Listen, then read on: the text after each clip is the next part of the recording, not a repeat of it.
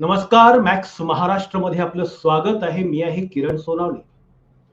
आणि गेल्या 2 दिवसांपासून संपूर्ण देशामध्ये जो चर्चेचा मुद्दा आहे तो म्हणजे भारतीय राष्ट्रीय काँग्रेसचे जे नेते आहेत राहुल गांधी त्यांची खासदारकी रद्द करण्यात आलेली आहे.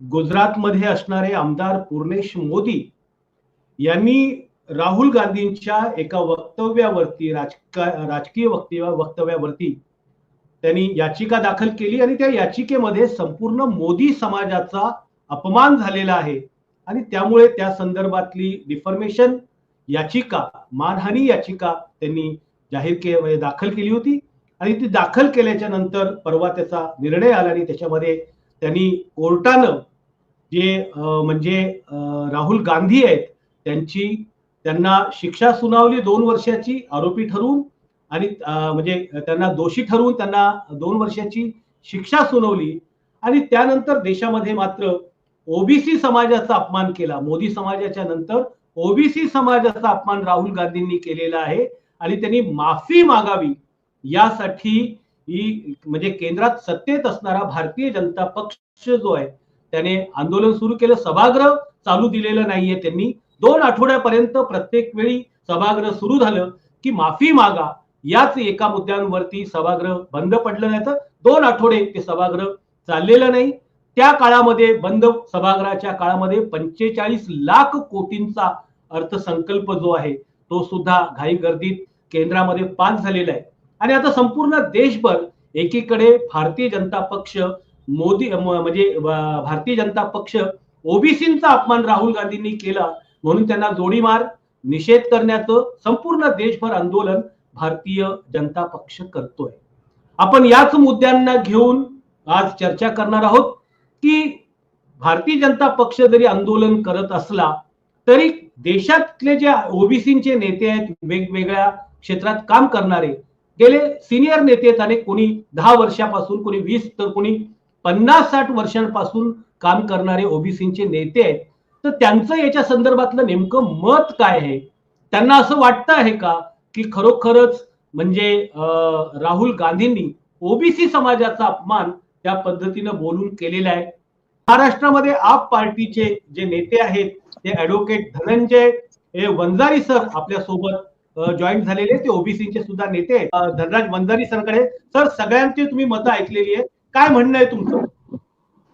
नाही, याच्यामध्ये कसं आहे, कोर्टाने जे वक्तव्य केलं, कोर्टाने ज्या आपल्या निर्णयामध्ये लिहिलं, कम्युनिटी म्हणून एक उल्लेख केला.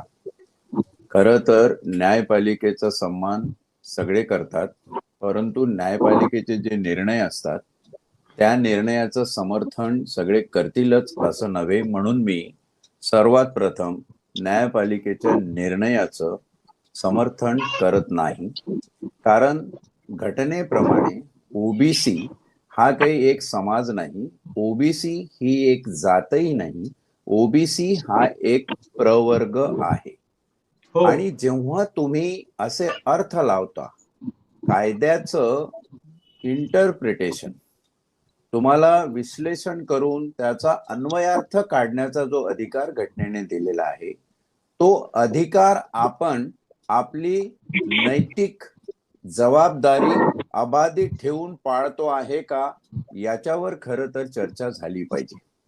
परंतु महत्वाचा मुद्दा हाही आहे की ज्यावेळी सर्व मुसलमान हे दहशतवादी नाहीत, परंतु पकडले जातात, ते सर्व मुसलमान दहशतवादीच का असतात किंवा मुसलमानच दहशतवादी म्हणून का पकडले जातात, असं जेव्हा वक्तव्य दस्तूर खुद्द सुप्रीम कोर्टातून आलं, तेव्हा सुद्धा मला वाटत नाही कुठल्या मुसलमान समाजाने किंवा मुस्लिम कम्युनिटीने त्याच्या विरुद्ध आमचं काही सामाजिक मानहानी झालेली आहे किंवा समाजाला शिव्या देण्यात आलेल्या आहे अशा प्रकारची हाकाटी पेटली असेल.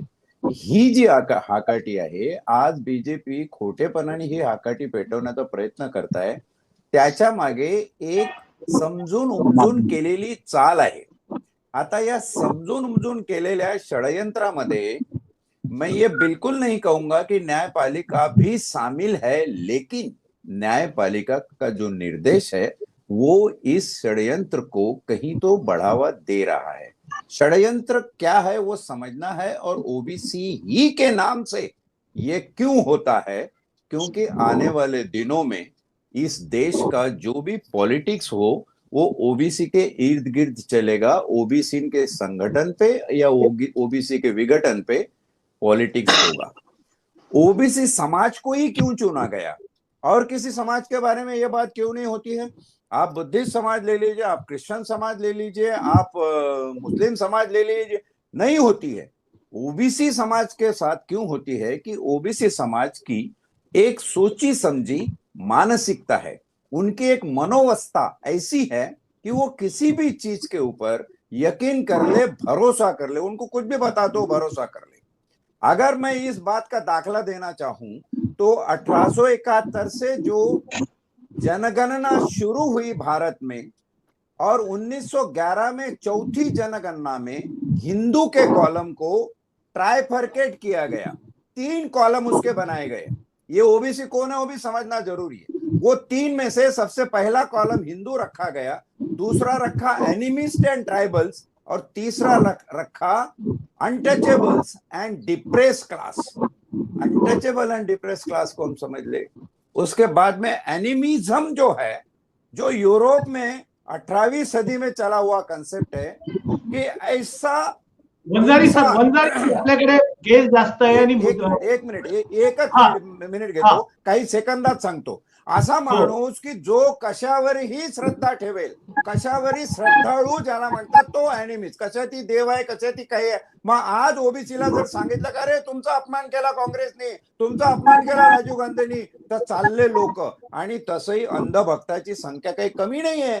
त्याच्यामुळं यांना ओबीसी समाजाला हाताशी धरून त्याच्यातले काही बुजगावणे शेतामध्ये लावून तुम्हाला हे पीक काढून न्यायचं आहे राजकारणाचं, त्यासाठी तुम्ही ठरवून हे केले। धनराजजी, तुम्ही ऐकलेलं आहे की काँग्रेस आणि भाजप दोघंही ओबीसीचे शत्रू आहेत, आणि त्यामुळे आम्हाला राहुल गांधींना समर्थन देण्याचं काही कारण नाहीये, अशा पद्धतीचा मुद्दा समोर येतोय। काय सांगाल तुम्ही या संदर्भामध्ये?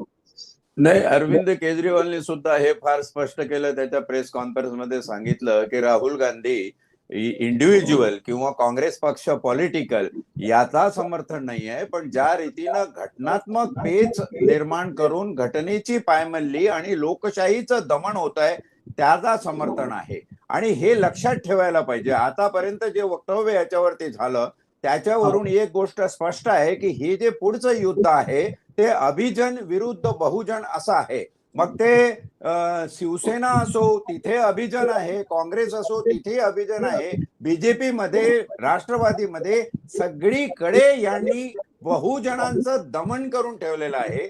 म्हणून जर येणाऱ्या काळामध्ये जर आपल्याला चळवळ करायची असेल किंवा लोकांमध्ये जाऊन बोलायचं असेल तर ते प्रबोधन ओबीसीचं होण्यासाठी आम्ही रस्त्यावर उतरू। आम्ही ओबीसी नेते आमच्या जनतेचं, बहुजनांचं प्रबोधन करू, त्यांना काय हकीकत आहे समजावून सांगू की बीजेपी पापी आहे पण काँग्रेस महापापी आहे या बाबतीमध्ये। आणि म्हणून या दृष्टीनं काँग्रेसचं समर्थन करण्याचा प्रश्नच निर्माण होत नाही। कुठलाही सुज्ञ ओबीसी आज काँग्रेसचं समर्थन एक पॉलिटिकल पार्टी म्हणून करणार नाही।